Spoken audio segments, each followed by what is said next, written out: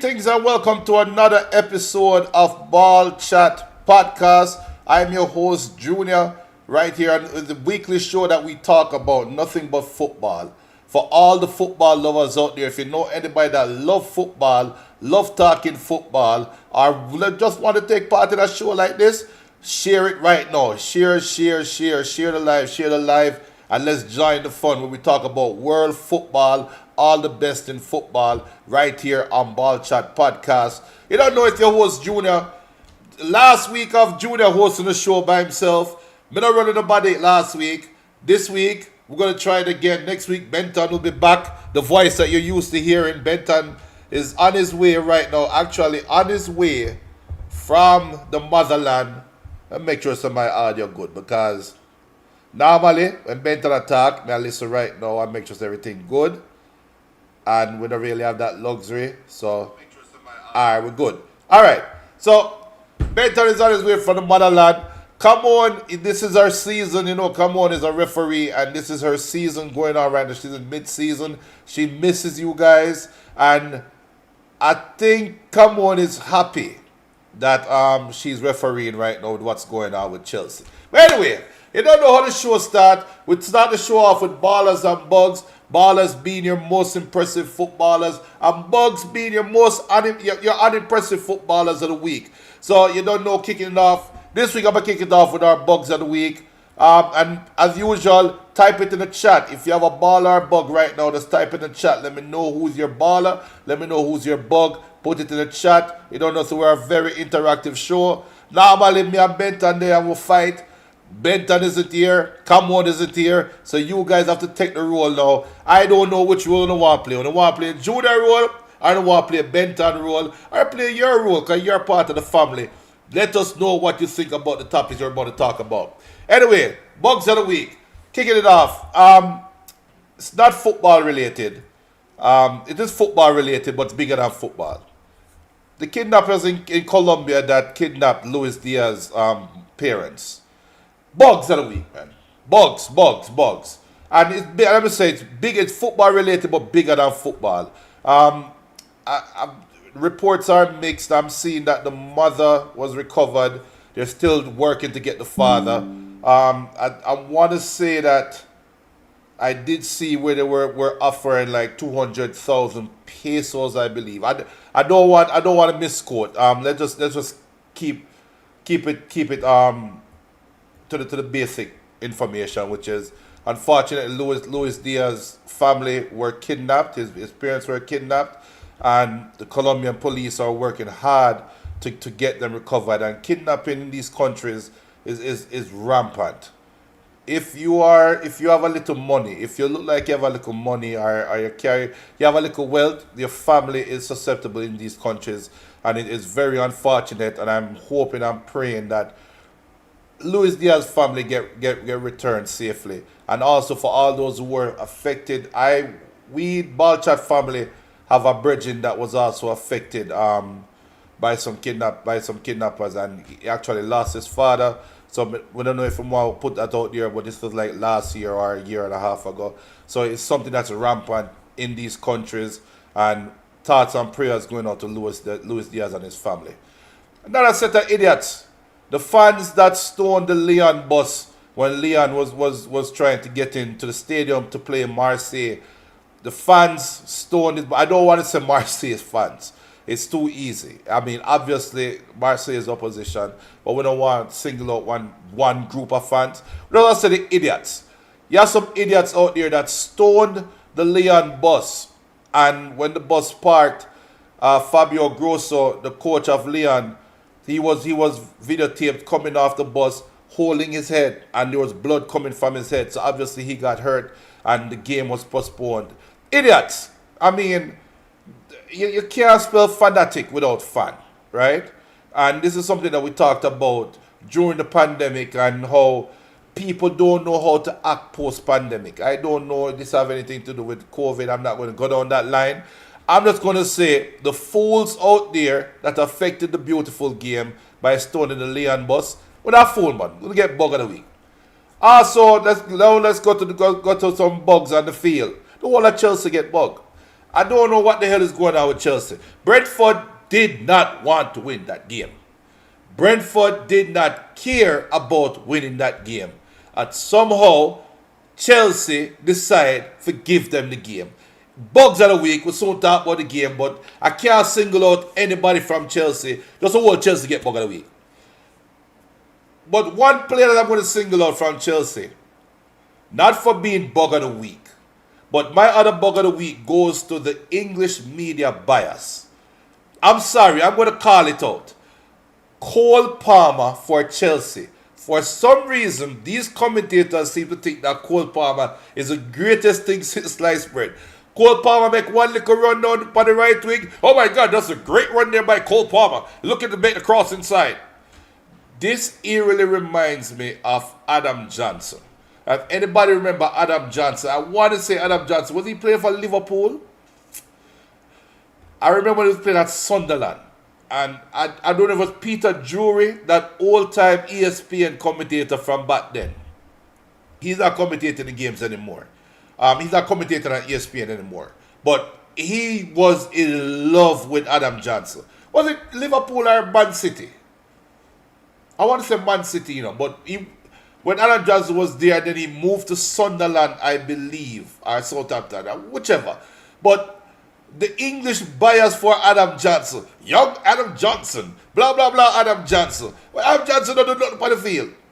All Cole Palmer has done for Chelsea is kick a winning penalty where he never earned. The only thing he do for Chelsea so far. He looked the part, but to me, Nicholas Jackson is a bigger baller, in my opinion. But for some reason, the English bias, I don't know. Maybe it's because he's coming from the Man City system. That's why them all enamored with him. But it just feels funny to me how them just all over this Cole Palmer, brother. And I'm like, yo, we don't know where this hyper come from about Cole Palmer. That's impressive to me. Big up to Heraldo here. Heraldo said his bug is Ten Hag. It's time to stop look so inferior against City. Baller is Arsenal. We soon talk about Arsenal. We soon talk about Ten Hag. My last bug of the week, Vinicius Jr. Vinicius Jr. I'm not going to play radio or TV or podcasts. Because you have some shock jocks out there that play podcasts. And sometimes I say some choppiness on the show. And it is what it is. But sometimes I play the game. But it's me alone running the show today. So I'm not going to say the choppiness. I'm going to say what my eyes see. Real Madrid played in the El Clásico against Barcelona. And Real Madrid had a come from behind win. We soon talk about that.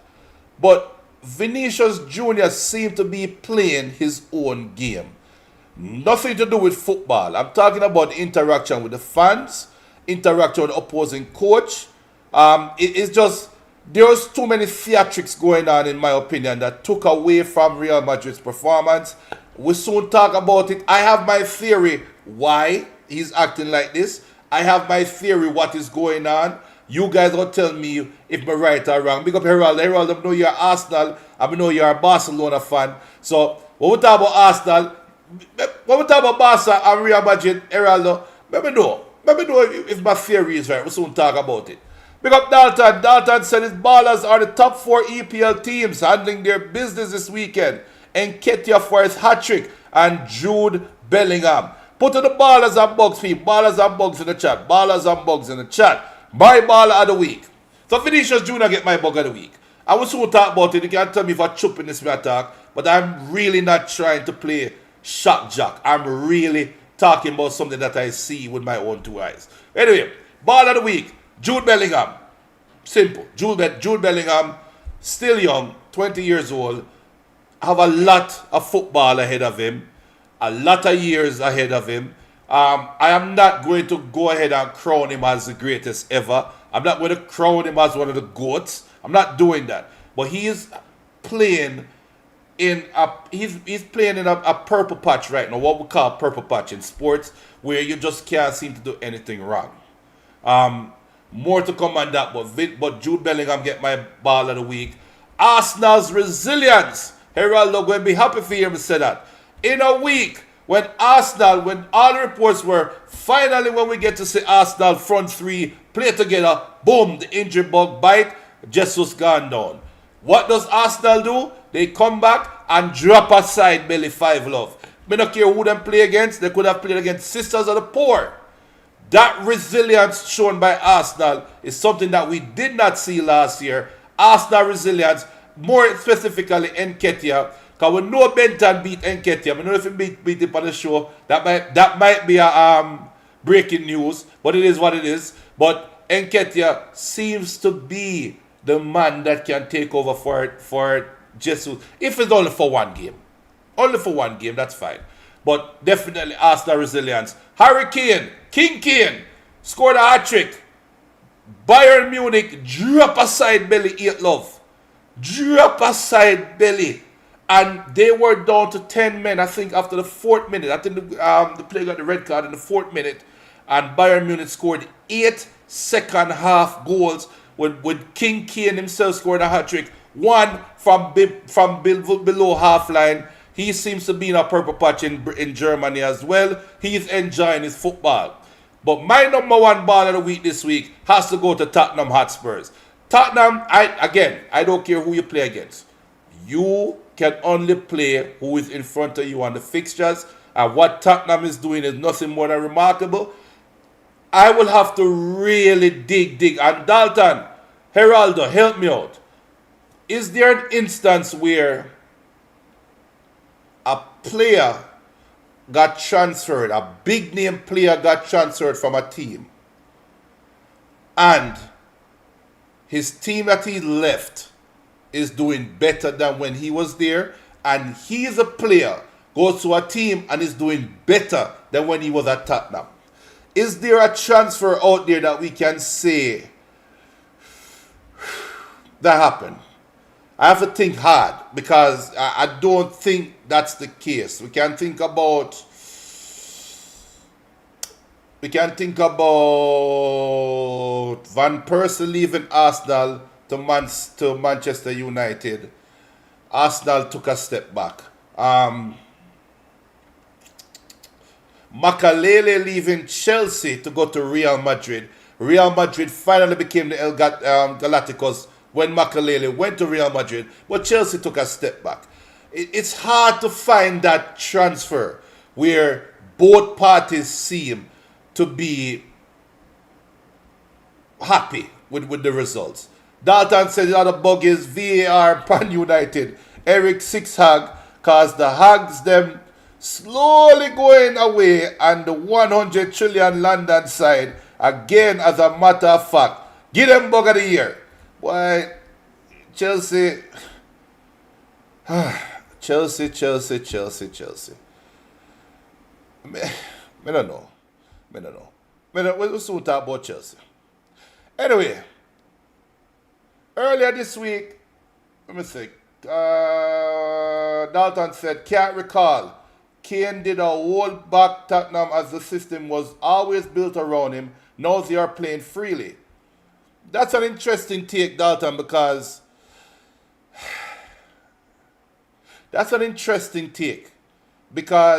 I can also say that I can arguably say, not comfortably say, but I can arguably say that Tottenham was also holding Harry Kane back. Because remember, Harry Kane had to start playing as pretty much the link man and create and distributing the balls to the wings to Son and Lucas Moura on the right, and then break himself trying to get down to the middle of the field. So that too is another relationship where we could answer. It's shaky. That one there shaky, Dalton. But we can't say Kane was holding back Tottenham. We cannot say it. But this week we had Champions League football before we get into football roundup. I already started football roundup. This week in Champions League, Porto defeated Antwerp 4-1. Atletico Madrid drew with Celtic 2-2.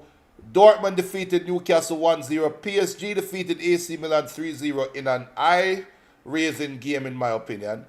RB Leipzig defeated one side 3-1. Man City defeated Young Boys 3-1. Barcelona defeated Shakhtar Donetsk 2-1. Feyenoord defeated Lazio 3-1. Benfica lost to Real Sociedad 1-0. Real Madrid defeated Braga 2-1. Lens and PSV drew 1-1. Manchester United scraped by FC Copenhagen 1-0. Arsenal defeated Sevilla 2-1. Napoli defeated Union Berlin 1-0. Bayern Munich defeated Galatasaray 3-1. And Inter defeated Salzburg 2-1.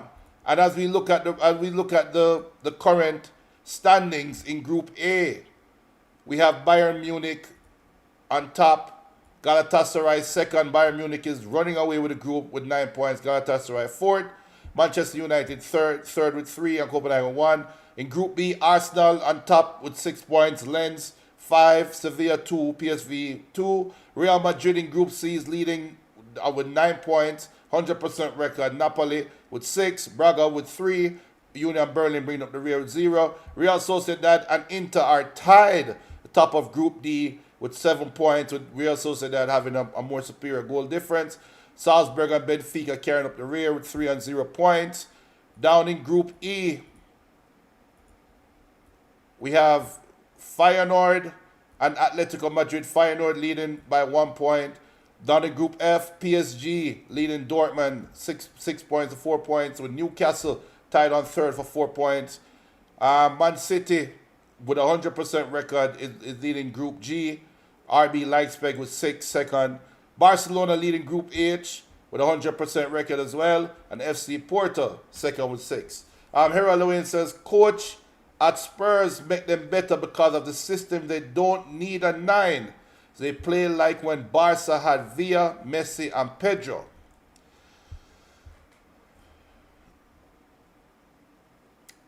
I'm shake my head to that one, Heraldo. But yeah. I get that. Now the question for Spurs, before we go into the Clásico, the question for Spurs is, can they sustain this? That's the question for Spurs. I like that when you're saying that they're playing with a false 9 basically. Son is their most threatening player coming off the wing, and is creating a lot of problems. In my opinion, this is just my opinion, there haven't been enough video created for Tottenham where the Premier League can adjust.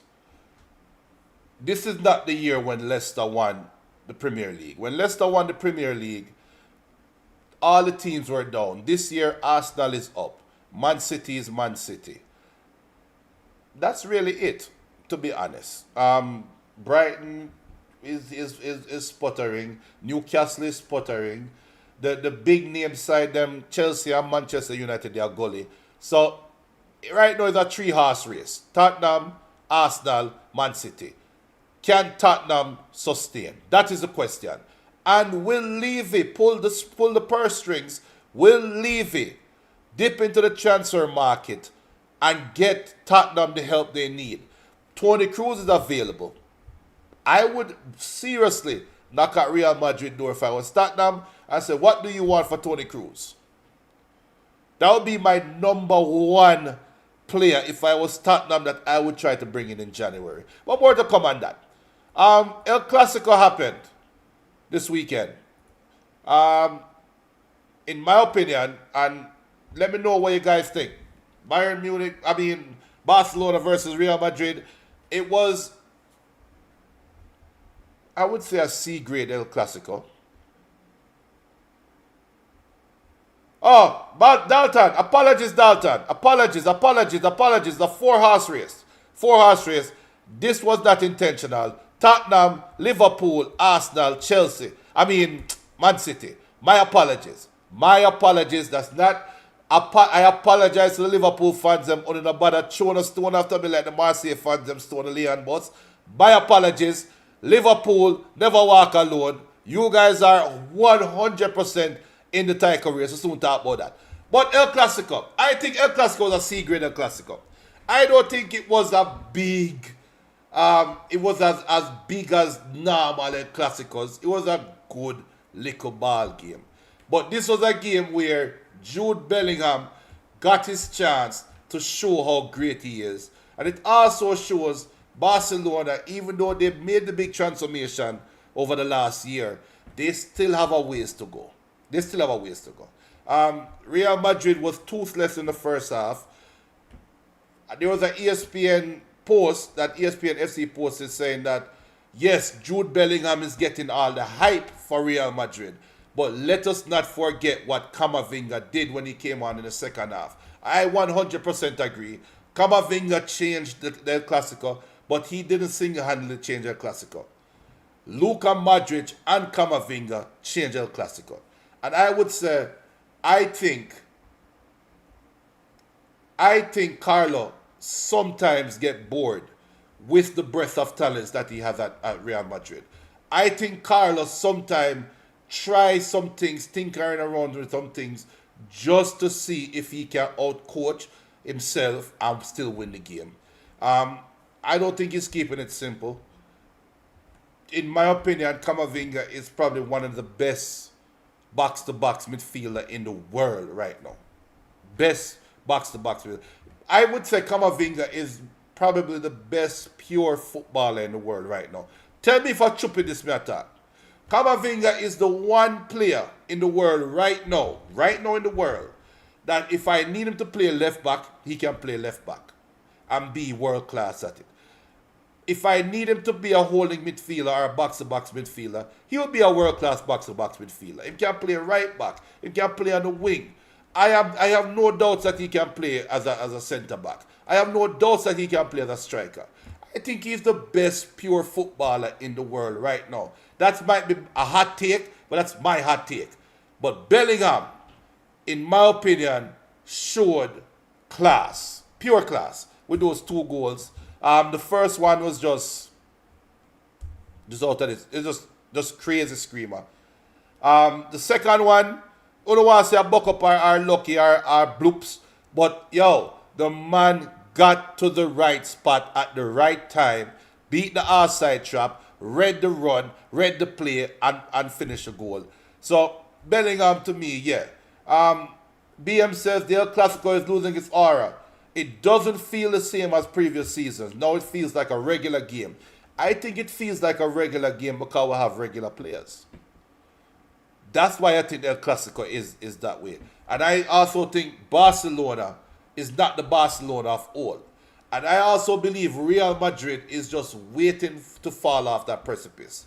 I'm looking at the Real Madrid team right now and I'm saying Bellingham is benefiting from the space. He's benefiting from Real Madrid being an incomplete team. I hear what I'm saying.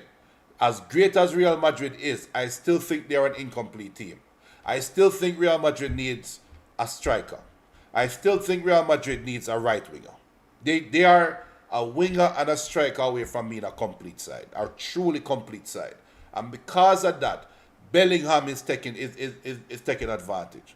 Now, when Carlo go to Brazil, I think we're going to coach Brazil soon. When Carlo leave, whoever come in and coach now, is very important that, one, if they do get Mbappe, which the whole world expect Mbappe to be at Real Madrid next year, how does that affect the space that Bellingham now is being afforded now? And can he still be as productive when he has to play more of a tighter role? Because right now, Bellingham is just given freedom to play anywhere he wants to play. He has the protection of Tchouaméni, Modric, or Camavinga, whichever pairing you want to put behind him, and them to just go out there and play football, youth. You and Vinny go play football. What will happen when we have your input on Mbappe, who requires more of the ball? So there's more to be said about that. On the Barcelona side, I think there's potential there. They need to move on from Lewandowski. I mean, Lewandowski is now taking a step back. I think the pieces are in place. They just need to mature. So that's why, to me, the El Clásico kind of lost the little vibe it had. You know, this isn't Ronaldinho versus Zidane or Rivaldo versus Hero. This is not the all-time Real Madrid, Barcelona, big side them. It is a Real Madrid big side, but incomplete, versus a Barcelona team still trying to find its identity. Plus, playing in that stadium never really helped the Clásico either. It never felt like the new camp. Obviously, it's not the Bernabeu, but it never felt like the new camp. We know Barcelona is in the process of building a new stadium, but I think the stadium probably took a little bit away from it too. Plus, it played at the middle of the day. Never like that. Geraldo says, Clásico now not the same. We were spoiled to a certain level of great players for over 10 years, with now watching players between 18 and 24, but are the future of the game. Well said. I 100% agree. Messi versus Ronaldo just spoil us. Spoil us. And I left them out when I said Ronaldinho versus, who would I say? Ronaldinho versus Zidane or whoever. And a hero versus Rivaldo, which if you are a real Clásico fan, if when I pull out hero or Rivaldo, or the know some know me at about when you come out to the Clásico. But all in all, it was a good game. Speaking of Derby weekend and a game where, boy, Manchester Derby, what can be said? Man City could have easily won this game 6-2. Easily. This could have been a 7-goal game. Onana seemed to find a little stride, saving the penalty versus Copenhagen and coming back now and making some brilliant saves today. Haaland could have easily scored 3-4 goals today. Manchester Derby, if we want to talk about El Clásico lost its aura, Manchester Derby come in like a money football game. They shouldn't even call it Manchester Derby anymore. Just call it the Manchester beating. Because Manchester United, they're not ready for play Man City. It's just, there's nothing else to be said. I'm a Manchester United fan, but I'm not going to harp on it. There's nothing else to be said. Man City is a bigger side. Them show it today. They could have destroyed Manchester United, especially when Amrabat came off at halftime and they put a mount. The whole of Manchester United may go wide open. Wide open. So, I don't know. I have nothing else to say about that game. Then. But who to tell me? Because to me, Manchester beaten. That's not the Manchester Derby. The sports world was rocked. And we talked about earlier about the bugs of the week, and I gave the bug of the week to the people who kidnapped Luis Diaz's family, his father and mother. And this is not only for Luis Diaz, but for anybody that's been affected by kidnappings. It's sad to say. And there's no good that can come out of it. But the way Liverpool played and when Jota dedicated his goal to Luis Diaz, hats off to Liverpool. Salute. It showed the beauty of football. It showed how football can help a situation. Might not physically can help, but mentally can put us in a place where if it's only for 90 minutes, we can enjoy a game. Right? And again, I said it earlier, I'm going to say it again. Thoughts and prayers going out to the family. I know the mother was recovered, and I heard the police are still trying to recover the father. Really hoping that they recover him. I'm really hoping for all those that are affected by kidnappings and trying to get ransom and get money. Hopefully everything work out for your family. Sad situation. Sad situation. So let's run down the EPL results. This week we know Manchester City defeated Manchester United 3-0. Aston Villa continued their winning ways, defeated Luton 3-1. Brighton and Fulham drew 1-1. Liverpool defeated Nottingham Forest 3-0. I will call that the Luis Diaz tribute game. West Ham surprisingly lost to Everton at home 1-0. Calvin Lewin scored his 50th goal, I believe, for Everton in a much needed win for Sean Dyche. Wolves and Newcastle drew 2-2. Arsenal beat up a side, Sheffield United 5-0, and Nketiah with an hat-trick. Bournemouth defeated Burnley 2-1. Chelsea lost to Brentford at home 2-0. Tottenham defeated Crystal Palace 2-1. Surprising result. I'm not going to say Chelsea result not really surprised me. I think Chelsea just want to find a reason for lose a game. The most surprising result to me, though, was definitely Everton defeating West Ham.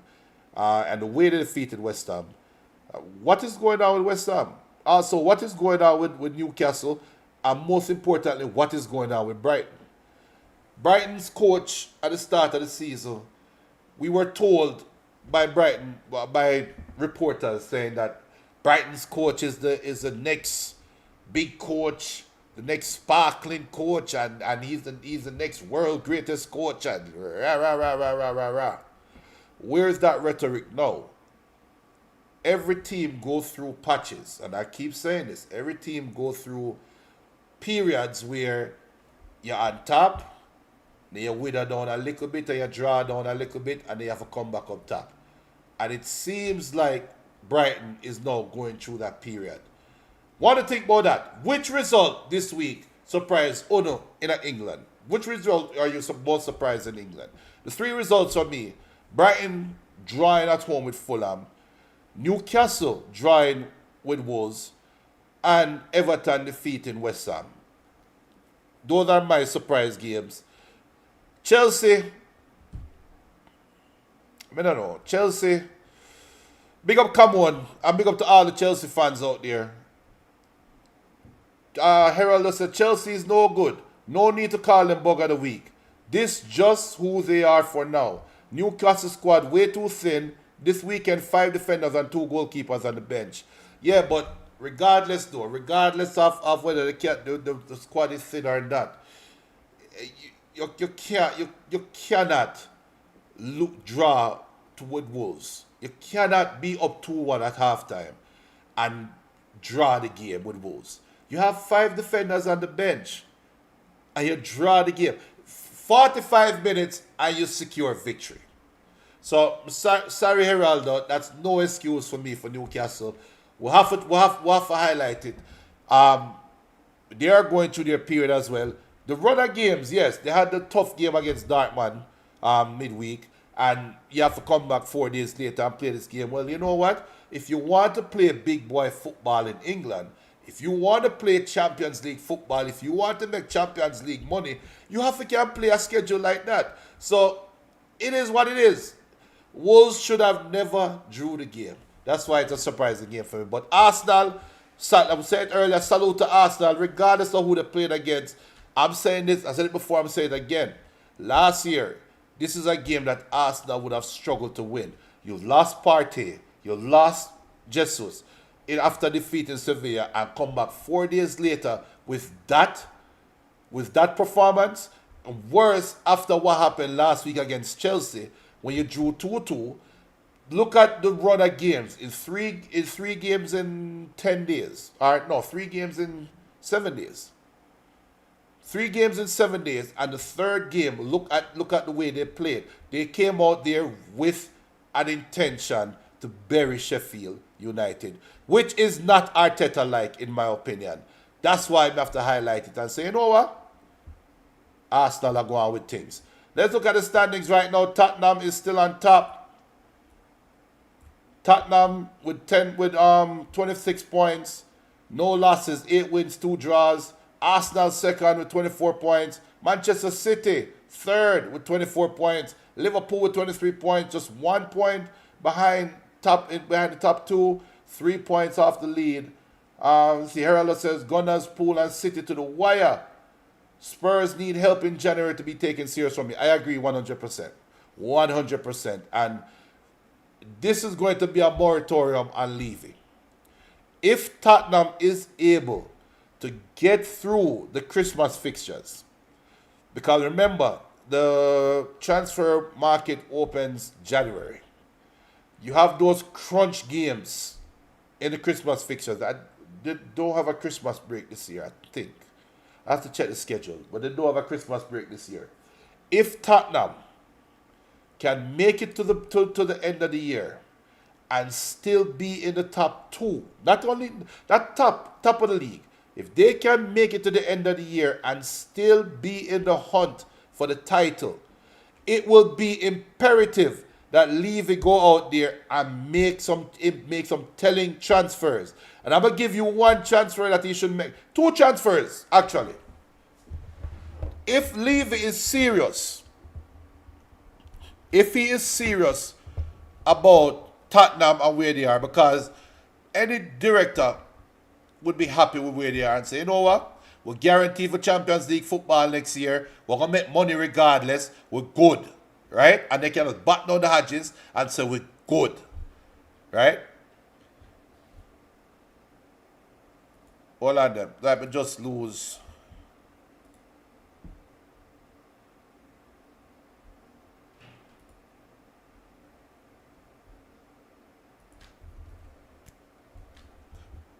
Apologies, that meeting just drop up on me. Anyway, like I was saying, if Tottenham can maintain this level and get to January, get to the transfer market in the top two, well in the title race, the money you get for Kane, I personally would go out and get Toni Kroos from Real Madrid. I would try my best to get Toni Kroos. But the first player that I'm asking if I'm Daniel Levy, what you want for Chouamini? I will kick the tires on Chouamini. Because I say it all the time, Chouamini, Camavinga, Bellingham, Real Madrid, them have to let go one of them. I would ask for Chouamini first. If them say no way, no how, no hell, wait till summer, all right, give me Toni Kroos. And the surprise transfer that I would make is I would go to Napoli and I would say, give me Mr. Victor Osimhen. I think Osimhen is the player that Tottenham needs. I think Tottenham is a team that Osimhen needs. I think Napoli needs to get rid of Osimhen. This is the year, this is the time, January. I don't want to hear not a Champions League race. I don't want to hear not a Champions League tie. Osimhen, you don't play Champions League already, I never win it. Come at Tottenham, January. If I was leaving, that 3 transfers. I would ask for Chouamini first. If I don't get Chouamini, go for Toni Kroos. Give me Osimhen and find a centre-back from somewhere. I don't care where the centre-back come from. Give me a centre-back. If I was Tottenham, that is what I would look for. Big up to Benton. Benton said his ballers is Jude and the Arsenal striker Nketiah. His bugs is everything over Manchester United. That is an infestation and I am done. Whatever, Benton. You're there for your flight. Or forward back. Anyway, so what do you think about that, people? If I was Tottenham, Osimhen, Chouamini number 1 target. No, Osimhen is my number 1 target. Chouamini, if I can't get Chouamini, give me Toni Kroos. I would even link out where you can't get in front of Chelsea. I don't know which centre-back they will get, but any centre-back where Dyer cannot have to play centre-back anymore. Right? That is what I would do if I was Tottenham. Anyway, switching over to the Bundesliga. Bundesliga scores. Bayern Leverkusen defeated Freiburg 2-1. Eintracht Frankfurt drew with Dortmund 3-3. And if you didn't see that game, Brand scored a nice goal in the dying moments to draw it for Dortmund to keep the 100% record going. RB Leipzig defeated FC Köln 6-0. Augsburg defeated Wolfsburg 3-2. Borussia Mönchengladbach defeated Heidenheim 2-1. Bayern Munich defeated Darmstadt 8-0. Stuttgart lost to Hoffenheim 3-2. Werder Bremen defeated Union Berlin 2-0. And Mainz and Bochum drew 2-2. And the standings look like this.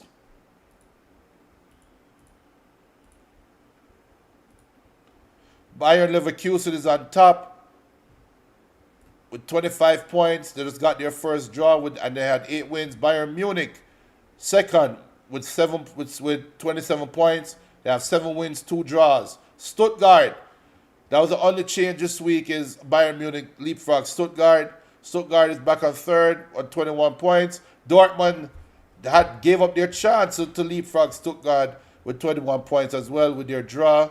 Benton says also good luck to the reggae. What's the talk about the reggae girls? Oh no, good luck. Good luck to the Jamaica national team. The Jamaica women's national team. That you want to mention. Over in La Liga, Atletico Bilbao and Valencia drew 2-2. Real Vallecano drew 2-2 with Real Sociedad. Real Betis defeated Osasuna 2-1. Cadiz and Sevilla drew 2-2. Mallorca and Getafe drew 0-0. Real Madrid defeated Barcelona 2-1. Las Palmas defeated Almeria 2-1. And Girona defeated Celta Vigo 1-0. And in the La Liga standings, we have Real Madrid on top with 28 points. Tied with Girona. Barcelona in third, 24 points, 4 points behind. Atletico Madrid. I think Atletico Madrid won their game. The last time I checked, they were up 1-0. But Atletico Madrid is on fourth with 22 points. And Real Sociedad at 19. Atletico Bilbao at 18 points. And down gully, Celta Vigo, Granada, and Almeria. Now, me want to know still. What do you guys think about La Liga? Is Girona for real?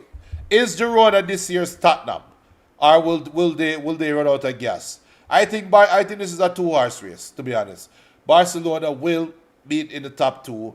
I don't think Barcelona have enough to overtake Real Madrid. But Real Madrid is really just one injury away or one crisis away from having a bad run of games. So Barcelona can just stay in the wings, stay close, and everything will be sorted out for them, right? So anything possible over there. So in a La Liga, also in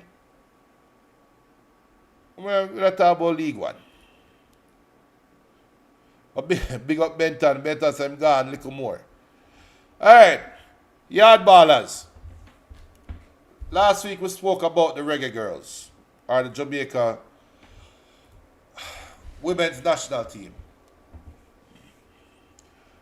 Big up to Kenya and Hemmans at the Gleaner. The Gleaner, Jamaica Gleaner, took this picture from him, and also with the caption, Jamaica Football Federation General Secretary Dennis Strong greets Reggae Girls interim head coach Xavier Gilbert at the Norman Manley International Airport yesterday, shortly after the team arrived from Panama.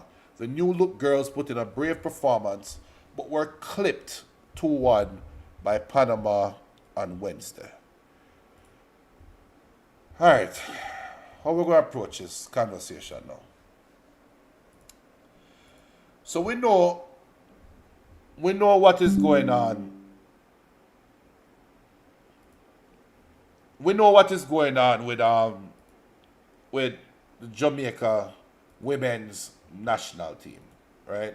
Now I'm not going to say the Reggae Girls. Not going to say that. We know what is happening. We know we've chronicled it last week. There's some payments that did not occur. That the Women's World Cup squad put out there and said, hey, if we don't get more money, we're not playing. And as a matter of fact, these next upcoming round of games, we're not playing in that round of games, right? That's what was said. And that's what happened. So the Reggae Girls did not play against Panama in the midweek. They have a game coming up actually in the next 13 minutes. And no, I'm not doing a watch along. But they have a game coming up against Guatemala at the National Stadium, coming up at the top of the hour. And the World Cup side said, look, when I get more money, we're not playing. I'm going to take this thing for a joke. Right? Plus, furthermore, they weren't, who the next coach is was not communicated to them. And they didn't get any communication on it. And long story short, they feel disrespected. Right? That's where they are right now. And what we saw Wednesday was the new coach, Xavier Gilbert, fielding a very inexperienced team against Panama Now, I am not a Panama connoisseur or Panama football connoisseur. I don't know. I know said Panama had some big ball I would play. And that game could have easily my expectation for the game was Jamaica get murdered. Right? You bring some young girl go out there go play for the first time.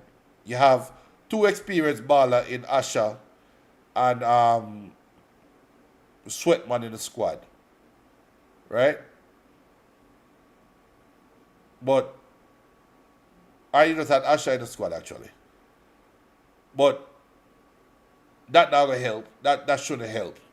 And we saw Jamaica take the lead through Rishia Walker off a corner kick. And Jamaica had a 1-0 lead.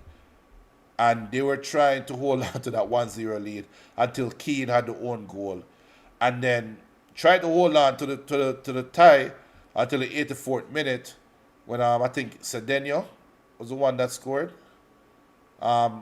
So looking at the game in the grand scheme of things and looking at what happened,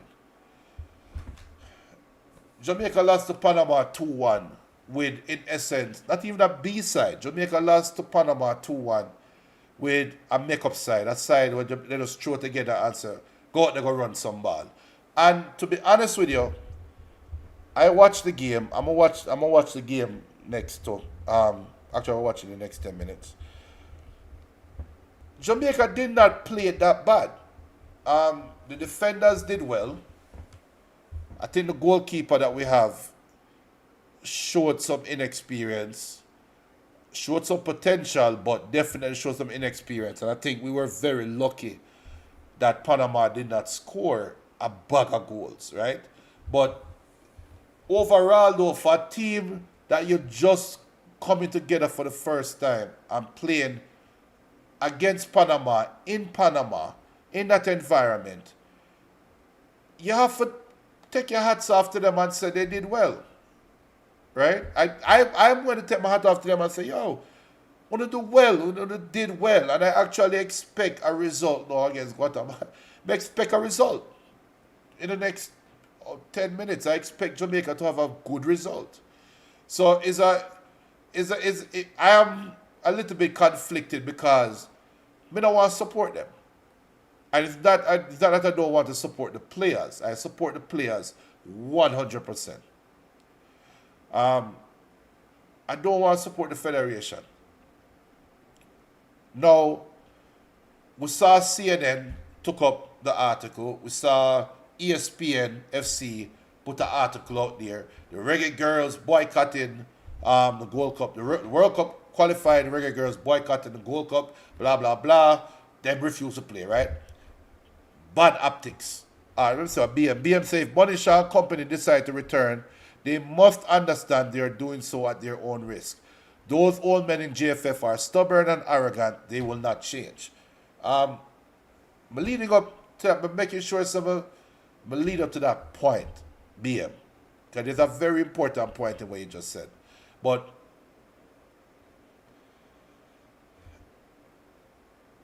the article was picked up by CNN. I know CNN picked it up. I know ESPN FC picked it up. But I saw, right?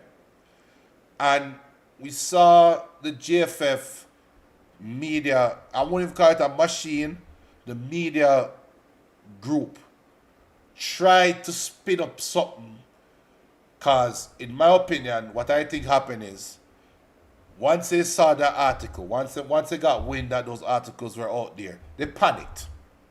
The JFF panicked this week. They 100% panicked. And they put out their statement now, we intend to pay the girls the money that they owe, right? And they put that out, I want to say they put it out Wednesday before the game. And BBC, I don't see it anywhere else, the Gleaner said that they were going to pay them. BBC put it out there now that the Jamaica Football Federation has reportedly paid the World Cup team the money that was owed. I don't hear anything else since then, right? And to be honest, I'm not the time of Google feed right now, because to me it is foolishness. They're tripping this. And what BM said about Bonishaw Company, if they decide to return, they must understand they're doing it at their own risk. The risk that was taken, BM, was Bonishaw Company deciding not to play. While I support their decision, right? They decided not to play.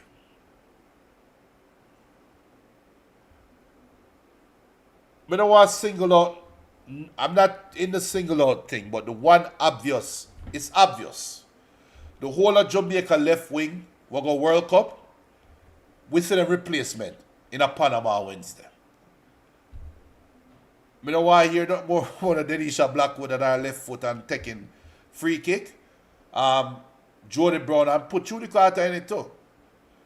They might need to step aside now because we see what is behind them. To me, the person, the girl that played left back for Jamaica, let me get her name. Let me do her justice. Malike Dawes did well. Did put in a shift and did well on the left wing. And Mikala Dawes did well on the left wing. We saw what can happen when Jamaica moved the ball forward, because they did move the ball forward early in the game. They were putting passes together that we've not seen the World Cup side done. And I'm not playing politics, I'm not playing shock jack. I think Bonnie and company, they took a risk. And I said it in our group chat. If Jamaica was to beat Panama and come back and beat Guatemala, then the World Cup side have no legs to stand on. None. Because they gambled and they lost. Right? Now they gambled, and I would say it's a tie. Because even though Jamaica lost to Panama, it's not a devastating loss. It's a loss where you can look and sell to people that, yo, we'll just put the side together. We'll play against a World Cup side. We'll lose 2-1 to the World Cup side. Imagine if we practice and gel. Imagine if we had more games under our belt. We'd probably beat Panama in a Panama. That could be the argument, and that is the argument that this picture right here shows. When you see Dennis Strong and Gilbert are skin them teeth away and are shaken for this picture moment, that is what this picture shows. And God go with everybody else who is against the GFF, and your Jamaica beat Guatemala to them. Because the GFF has reportedly paid up the money, right? That being said, there's no more obligations to the World Cup side. Right? So, who carry feelings of what do this? No, them carry really enact the feelings that about carry. BM says it was only one game, Junior. These group of girls won't bring Jamaica very far. Alright, BM. So, what is the definition of very far? Panama could have easily scored 4 or 5 goals. Jamaica got lucky. But BM, lucky in a football 90 minutes? Regardless, and understand what I'm saying. Understand what I'm saying. This is just the angle that I am taking. Let me put it back out there again. I 100% support the Reggae Girls. I 100% agree with the stance that the Reggae Girls have. The World Cup side has. But we cannot omit the other side. You cannot omit the other angle. You cannot omit the other perspective. The GFF is sitting there hoping them to get killed by Panama. And guess what? They didn't get killed by Panama. If we watch the game, we knew Jamaica was lucky. We know that. I agree with that. But the record showed them only lose 2-1 to a World Cup side in a Panama. And me can give you the argument, well, you know, sir, it's an inexperienced side, this and that, and it's Xavier Gilbert, it's his first coaching job, this and that, so his first game coaching the national side. And they went to Panama, only lost 2-1, and especially with Panama wanting to enact revenge against Jamaica. How much time Jamaica beat Panama in the last 8 years? And look at what happened now. And they barely beat us 2-1. That is the rhetoric that is coming from that side. And if the girls got their money now, they don't have a leg to stand on. They don't. If Jamaica beat Guatemala, if they win today, the legs here get shaky. Because now I can pick, if I am Xavier, I can pick choose. Obviously, I change my goalkeeper. Obviously, I change my goalkeeper. Right? But I don't have to bring back Denisha Blackwood. Me not have to bring back Kanya Plummer. Me not have to bring back Chantel Swaby. I don't have to bring back Atlanta Primus. So you have a, if I wanted to play Shock Jack radio, I could say I don't have to bring back Bonnie Shaw. And before when people say, oh, you know, bring back the big baller. Well, what have she done for me lately? Right? So that is the angle. That's the perspective, the JFF perspective. I was going to have a reporter on, but we never want to take him away from the 6 o'clock game. So I'm going to say, you know what? We'll try to fit him in next week. Right? But just giving you guys a perspective. BM says Chantel Swaby, she's one of our best defenders. I didn't say Allison. Didn't say Allison Swaby. Notice, said Chantel Swaby. Somebody that's expendable because my defender them play a good Wednesday. So if I am Gilbert and me love my defender them, again, it's obvious that I change the keeper. It's obvious. Keeper, all I see it. Right? It's obvious. Denisha Blackwood, you're going to hold a sweet seat. Daz or Days, however you pronounce her name, she better than you. The next Days, Jody Brown, sorry, you know, Florida State was good to you, but they have a better left winger than you right now. Right? I can mix and match the two teams them. Atlanta Primus. Hey, I don't care what the one say, you know. But me as Xavier Gilbert, Asha look good. I think you put Asha beside Spence, we have a better midfield. So it is that's the perspective. And I'm just trying to give you guys the perspective that the Reggae Girls took a gamble as well. Now, one last thing I'm going to say on this before we cut off the show is, if GFF can pay them Wednesday, Thursday, why do you never pay them? It's crazy to me that a little pressure put upon them and them magically find the money. This is the money the girl, they are owed, the team is owed this money, the players are owed this money. Just pay them the money. I don't know what it is. You know what it is? It's one of two things. It's either the GFF or the partner draw. And it might sound funny now, but yeah. They might have a partner draw and they try to hold on for the money in their account just so that they can pay them partner. And that's why they never do it. That's why they never give up the money. That's one possibility. Another possibility is, and let me tell you something, GFF, like Benton said last week, GFF a crab circle. GFF coming like crab circle. As 1 minute gone in the game so far between Guatemala and Jamaica, and Guatemala have a corner kick right now. But I want to watch some of my game. But I feel the GFF, whoever run the account, just like looking at the account and see a bag of money in there. Or whatever you consider to be a lot of money. So if me owe the Reggae Girls $1 million, me know the $1 million in my account, but right now in the account, I have $1,600,000. So if you pay the $1 million, I have to look at the account and a $6,000 loan in the account. I mean, I want to see the 6,000. But like say 6 digit before or 7 digit before the period side in my account. I don't want to see not less than 7 digits. Our stadium empty, empty, empty. The bleachers is empty, empty, empty, empty, empty, empty, empty. But be feel say that go on to Jamaica.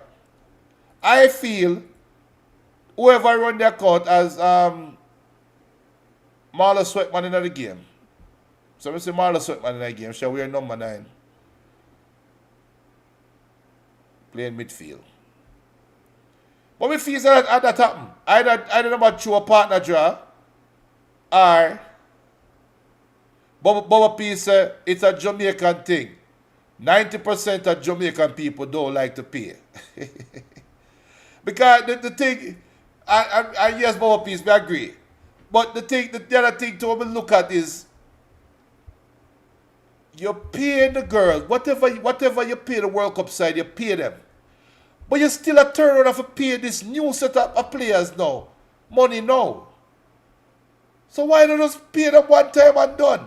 It just it defies our logic. And maybe there's something to what Bubba said. Bubba said Jamaica doesn't like paying money. As Jamaica would break away down the left wing and getting into the box. No, I don't even have the roster in front of me, but Guatemala does well to win the ball back on the right wing, but here's Jamaica with the ball. And the Guatemala player. So yeah, the Guatemala player try to kick out the ball as drop. And she hurt now. I get up, man. Anyway. I'll go and watch it. Oh no, I don't want to watch the game. Because watch the next 10 minutes of the game. As the Guatemala player is now down. But Jamaica has a throw in deep in the Guatemala half. I don't know how this girl will get hurt. But get up and play ball, man. Here's Jamaica with a throw in and headed out by Guatemala. Only as far to Jamaica, and Jamaica in possession.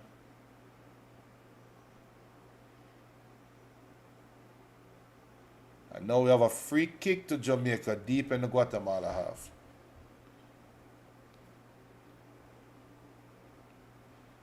But this is a Gold Cup game, people. Or the road to the Gold Cup. I think Panama has 6 points. Guatemala has 3. Jamaica have 1. That's how you go. Our Panama is on top of the group with 6 points. Jamaica has none. Guatemala has 3. The next group, the next games, Jamaica will be playing Panama on November 28th in Jamaica, and then they go to Guatemala on December 2nd. So after this, you have 2 more games left. Now the question is, can the Reggae Girls still make it to the Gold Cup? Is the top team in the group got through, right? So Jamaica would need to win, or Jamaica would need to get a positive result right now against Guatemala and win the next 2 games. And then we will make it. We will top the group. That is how we top the group. We have to get a positive result now against Guatemala, draw or win, and then win the next 2 games. The mission should be having more than 6 points at the end. Make sure some maths right. Yeah, maths right. So there's still room where the World Cup side can come back. Bubba Peace, I think the game is on YouTube, but it's also on Paramount Plus. If you have Paramount Plus, it's on Paramount Plus.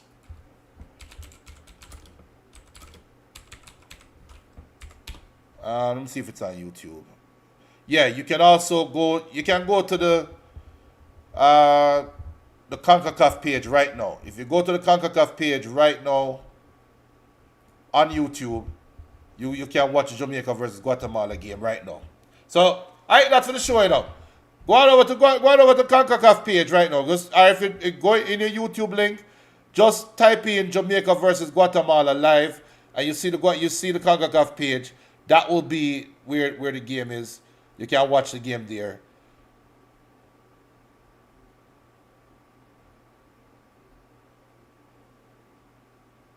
So yeah, to make sure so we get everything good. That's all.